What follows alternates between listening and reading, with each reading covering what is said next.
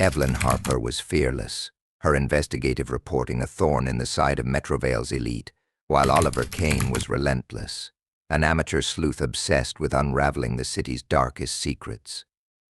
When Evelyn vanished without a trace on a foggy November evening, it wasn't just a disappearance, it was the spark that drew Oliver into a chilling conspiracy, one that revealed a shadowy network willing to go to any lengths to protect its secrets. The city of Metrovale, renowned for its bustling streets and endless energy, felt oddly subdued that foggy November evening. Evelyn Harper, a 29-year-old investigative journalist with a reputation for uncovering uncomfortable truths, had vanished. To her colleagues at the Metrovale Gazette, she was known for her fearless pursuit of the truth. To her friends and family, she was a fiercely loyal and compassionate woman. But to those who feared her work, she was a threat, a voice that refused to be silenced. The day began like any other for Evelyn. She had spent the morning at the Gazette, poring over notes and documents tied to a story she had been chasing for months. Witnesses later recalled seeing her in a small cafe downtown, sipping coffee as she scribbled in her leather-bound notebook. Her demeanor, they said, seemed focused, almost tense. It was her routine to jot down thoughts and findings whenever inspiration struck. But those who saw her that day couldn't shake the feeling that something weighed heavily on her mind. When Evelyn left the cafe, the city's security cameras captured her walking briskly down the crowded street.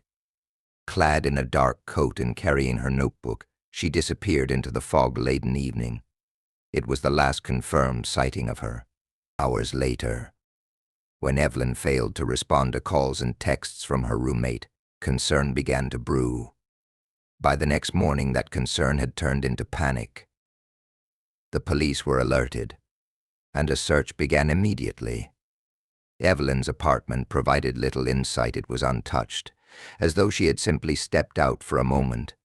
Her belongings, including her laptop and work files, were all accounted for. Her car remained parked in its usual spot outside the building. Investigators combed through her possessions, searching for anything that could hint at her plans or state of mind, but there was nothing unusual. The only clue emerged days later, when a passerby discovered a single page torn from a notebook near a storm drain several blocks from the cafe. The page, crumpled and damp from the fog, bore just 2 words scrawled hastily in black ink: "They know." Handwriting analysis confirmed it was Evelyn's. This cryptic message only deepened the mystery. Who were they and what did they know? The discovery of the note set the city abuzz with speculation. Some believed Evelyn had stumbled upon something so dangerous that she had to disappear to protect herself. Others feared she had been silenced by those whose secrets she sought to expose. Her colleagues at the Gazette were divided. While some were convinced her disappearance was tied to her work, others pointed to her fiercely independent nature, suggesting she might have taken off to follow a lead without telling anyone. In the days that followed, search parties scoured the city. Flyers bearing Evelyn's photo were plastered on streetlights and bulletin boards. Social media exploded with hashtags demanding answers, but the police were tight-lipped about their findings or lack thereof. To the public, it seemed as though Evelyn had vanished into thin air. As the fog lifted from the city in the days following her disappearance, an unsettling truth settled in Evelyn Harper. A woman who had dedicated her life to uncovering the hidden and bringing light to the darkest corners of society, had herself become a mystery no one could solve. The question lingered in every conversation, every headline, and every quiet moment: what had happened to Evelyn Harper that fateful November evening? As the days turned to weeks, Evelyn Harper's disappearance grew colder, becoming just another unsolved case in Metrovale's growing list of mysteries. Public interest waned, replaced by the latest scandals and headlines, but for Oliver Cain, an amateur investigator and self-proclaimed sleuth, the case was anything but over. Cain, a former data analyst turned true crime enthusiast, had a knack for spotting patterns where others saw chaos. Evelyn's disappearance struck a chord with him, and he couldn't shake the feeling that her case was part of something far more sinister. Cain's first step was to delve into Evelyn's work. Her reputation as a journalist was well documented. She had exposed corruption in local politics, brought light to underreported stories, and fearlessly pursued justice. It didn't take long for him to uncover her most recent project, an investigation into a network of corruption involving Metrovale's elite.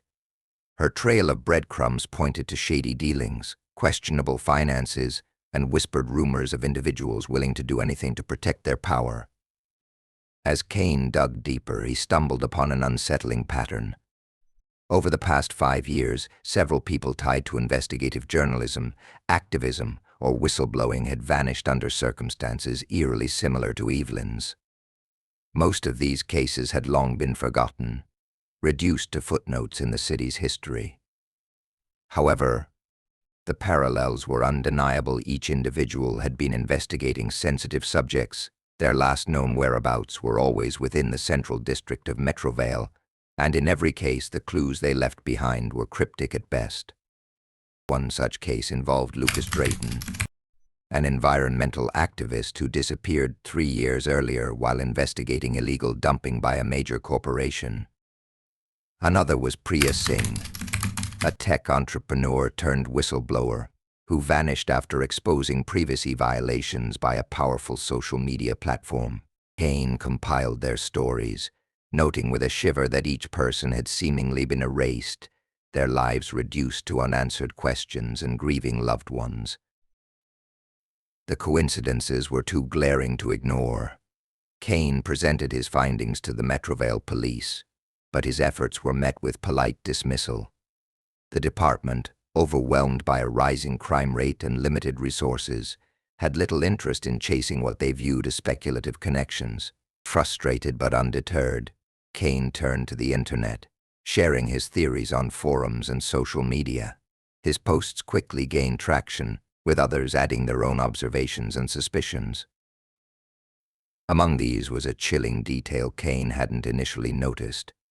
In the archived reports of each missing person, cryptic phrases like "they see" or "it's too late" were either found on personal belongings or mentioned by those closest to them before their disappearance. The similarities to Evelyn's note "they know" were uncanny. It was as if someone or something was sending a message, but its meaning remained shrouded in darkness. The public's interest in Evelyn's case reignited, fueled by Cain's discoveries and the growing realization that these disappearances were not isolated incidents. Local media picked up the story, pressuring the police to reopen Evelyn's case and examine it alongside the others. For the first time, the possibility of a larger, more sinister conspiracy began to take hold in the city's collective consciousness. Cain's investigation painted a chilling picture, an unseen hand orchestrating the vanishing of those who dared to uncover uncomfortable truths. Yet, the question that loomed largest was the one Cain couldn't answer: who was behind it, and how far did their reach extend? As public attention on Evelyn Harper's disappearance intensified, the reopened investigation began to unearth more threads that seemed to lead toward a single, shadowy entity. The amateur sleuth Oliver Cain's discoveries had sparked a movement, and pressure from the public and media forced authorities to dedicate more resources to the case. For the first time, it felt as though Evelyn's mystery and the others tied to it might finally see a breakthrough. A critical lead emerged when investigators began to scrutinize the finances and connections of the missing individuals. Several of them, including Evelyn, had been probing organizations and corporations tied to questionable activities. One name kept surfacing in the tangled web of connections: Light for Tomorrow. Publicly celebrated as a philanthropic non-profit organization dedicated to urban renewal and community development, it was known for its high-profile charity events and influential backers. But behind the glossy image was a trail of suspicious financial activity and unsettling rumors. Investigators discovered that Light for Tomorrow had funneled large sums of money through offshore accounts, with no clear explanation of where the funds originated or how they were used. Even more alarming was the revelation that several whistleblowers and journalists who had gone missing had, at one point, been investigating entities with ties to the organization. Evelyn herself had been pursuing a lead that linked Light for Tomorrow to a vast network of corruption involving Metrovale's wealthiest figures. At the heart of the organization was Dr. Valerie Pierce, a well-known philanthropist who had become the face of Light for Tomorrow. With her magnetic presence and eloquent speeches, she had cultivated a persona that was above reproach. Dr. Pierce was seen as a champion of the underprivileged, her name synonymous with hope and progress. But as the investigation deepened, cracks began to appear in her carefully constructed image. Dr. Pierce's rise to prominence was meteoric, and her influence extended far beyond philanthropy. She was connected to powerful figures in politics, business, and even law enforcement. As investigators combed through her background, they uncovered a history that was meticulously clean, almost too clean. Every aspect of her life seemed deliberately curated, with no room for error or scrutiny. The first tangible link between Dr. Pierce and the missing individuals came in the form of internal emails leaked by a whistleblower within Light for Tomorrow. These emails revealed a secret project referred to only as Umbra, an initiative that appeared to operate outside the organization's official mission.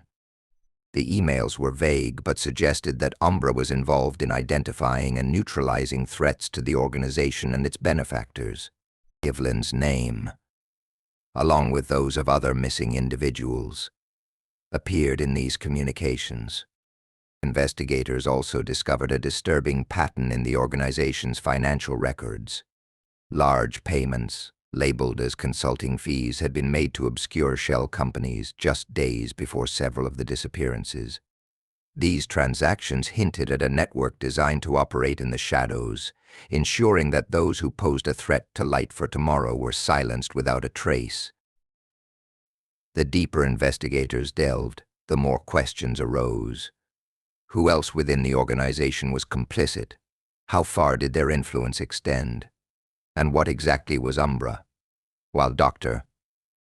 Pierce remained calm and cooperative in public, granting interviews and dismissing the allegations as baseless conspiracy theories, her composure only heightened suspicion. For the people of Metrovale, the revelations surrounding Light for Tomorrow were both shocking and terrifying. An organization once seen as a beacon of hope now appeared to be at the center of a sinister conspiracy. Yet, despite the mounting evidence, no arrests were made, and no charges were filed. Every move against Light for Tomorrow seemed to hit an invisible wall, as if an unseen force was working to protect it. As whispers of corruption spread, trust in the city's institutions eroded. For those seeking answers, one thing became clear: Evelyn Harper had been closer to the truth than anyone realized, and Light for Tomorrow was determined to ensure that truth never came to light. The investigation into Evelyn Harper's disappearance and the dark web surrounding Light for Tomorrow took a chilling turn when a seemingly unrelated lead led Oliver Cain to an abandoned warehouse on the city's outskirts. The tip came anonymously, a single email sent to Cain's public blog account with an address and a cryptic message: "Follow the shadows." The warehouse, located in a desolate industrial area, was a relic of Metrovale's manufacturing heyday.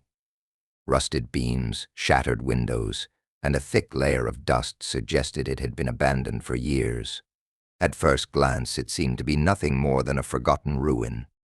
But as Cain explored the structure, he stumbled upon a hidden door concealed behind a stack of crumbling pallets. The door led to a staircase that descended into a dark, soundproofed basement. What Cain found in that basement was the most horrifying discovery of the investigation so far. The room was meticulously organized, almost surgical in its precision. A wooden table sat in the center, surrounded by shelves containing personal items that had once belonged to the missing individuals.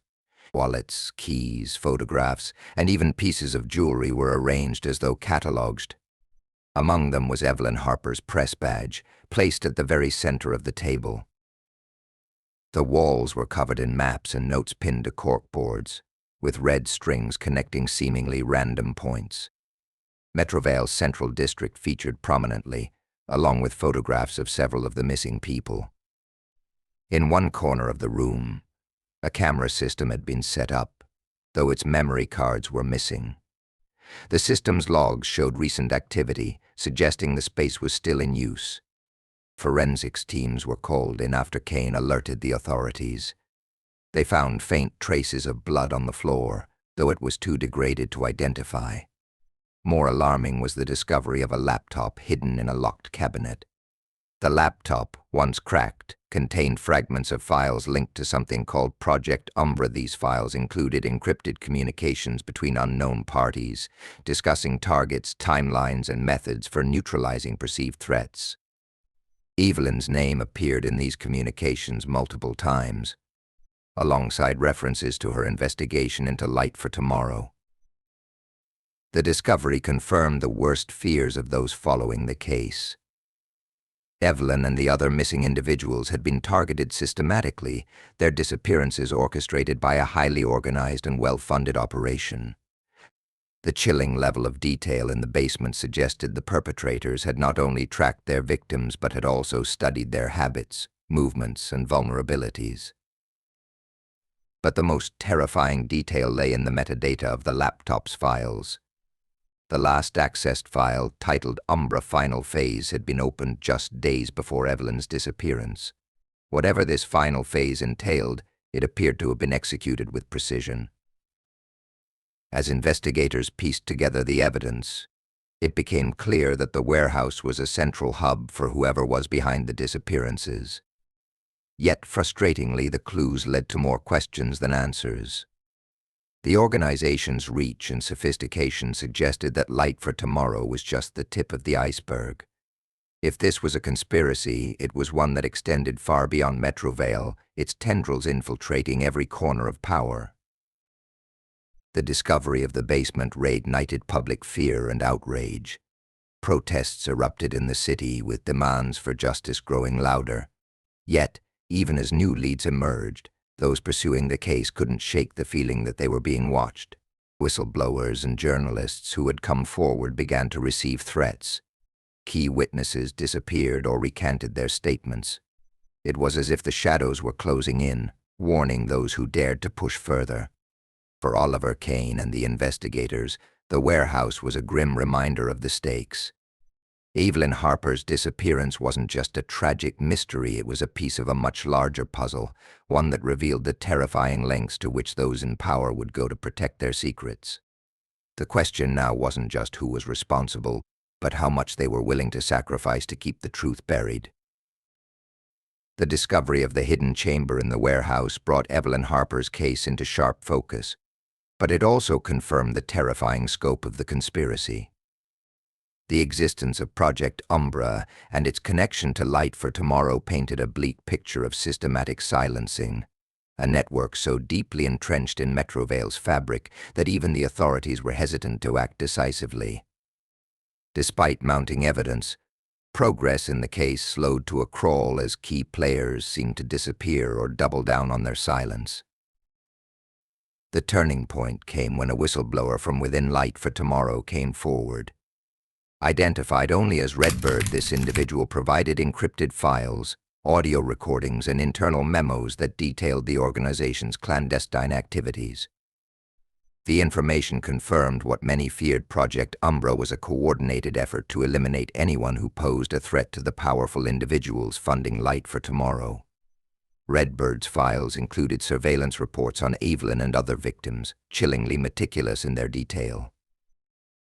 The most damning piece of evidence was a recording of Dr. Valerie Pierce, the public face of the organization, speaking in a private meeting.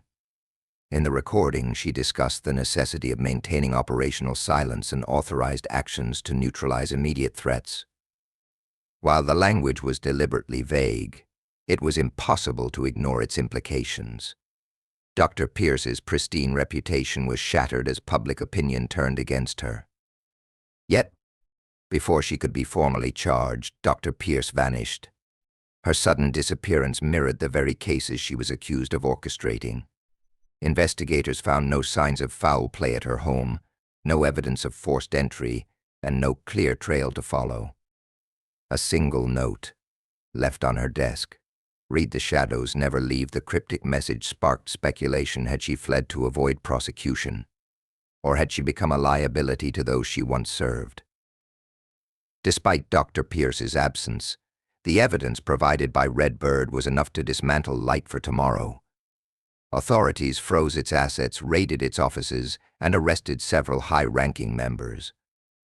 The files uncovered during these raids revealed an even broader network of corruption implicating politicians, law enforcement officials, and corporate executives.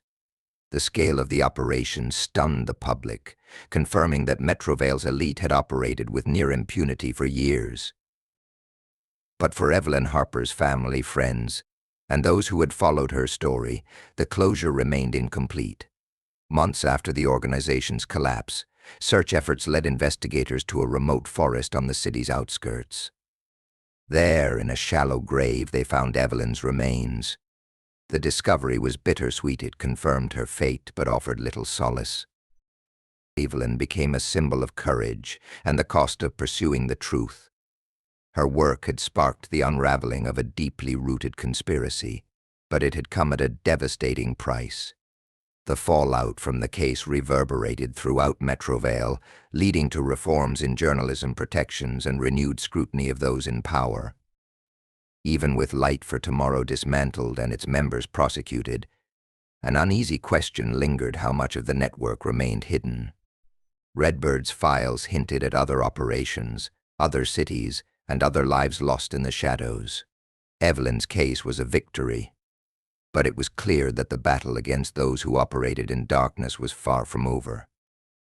In the end, Evelyn Harper's legacy was not just her bravery, but the reminder that light, no matter how faint, can pierce even the deepest shadows. For the people of Metrovale, her story served as both a cautionary tale and a call to action, a reminder that truth has a cost but is always worth fighting for.